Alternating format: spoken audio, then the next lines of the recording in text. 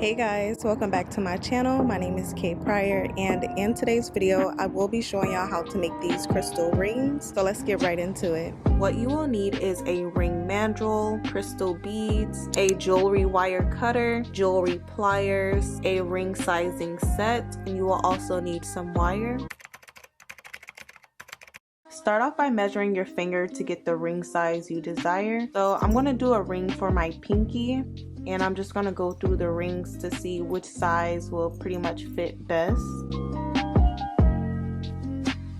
Okay, so this one fits, but it's a little bit of a hassle to take off, and that is something you do not want. You don't want it to be hard to take off. Alright, so that one fits so much better. So I'm going to go with the size 6. Now you can go ahead and grab the mandrel and some wire. Since I'm doing a size 6, I'm not going to take a lot of wire off. This is how much wire I'm going to go with. I just pretty much eyeball how much wire I want to use, and if you feel as if it may not be enough, go ahead and always take off more than what you need. There is a slight curve here, so I'm just going to go ahead and cut that piece off. You should end up with the wire looking like this. Now I'm just going to go ahead and choose what kind of bead that I want to put on. I'm going to go with the black onyx bead and just put it right on. You want to make sure it is in the center of the wire, and then you're going to go ahead and grab your mandrel. Now I did say my ring size is a 6, but you never want to put your ring directly on the 6 or whatever size you're doing. You always want to take it down a half size more, because when you do wrap the wire around, your ring is going to get a bit smaller. So to maintain the correct size, always go down a half size. For context, this is a ring that I previously made, and as y'all can see, it slides on and off without a problem, but when it is on there, it fits pretty well. And as I put it on the 6.5 mark, I am doing some bending. And you want to do this firmly because the wire will move a lot. And I'm just wrapping it all the way around, and now I'm just going to do the same thing to the other piece. And you should have something like this in the back, and this is what the front looks like. Once you get it to this stage, you want to go ahead and take the top piece and curve it down right over the bead, and take the bottom piece and curve it up right over the bead, just like that. And then go ahead and take it off. You should end up with something that looks like this. And now what you want to do is hold it very firmly and take these end pieces here and wrap them inside and out. I'm going to show y'all how to do that right around this band here for both sides. First, I'm going to go ahead and cut off a little bit more because this is more wire than what I need.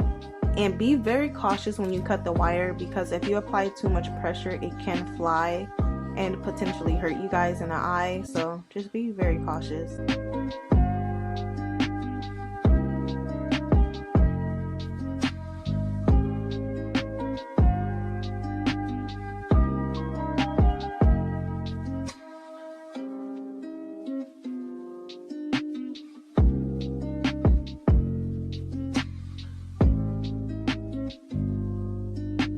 Now I'm just going to take my pliers and cut this piece off here.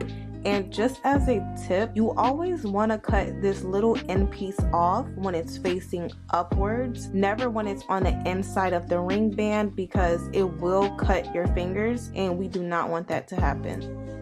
Take your pliers and then press it flat. Now that we got one ring down and out of the way, I'm just going to go ahead and create a few different ones. So as you guys can see, these are both wrapped the same exact way, but the design is a little bit different. When you're wrapping your ring, the wire tends to move a little bit, and I just allow it because I want it to give a different kind of design. If you want it to all be the exact same, just make sure you're putting enough pressure on each ring, and if it moves out of place, move it right back into place, ensuring that it comes out how you want it to. Now we're going to go ahead and move on to creating other rings for the other fingers.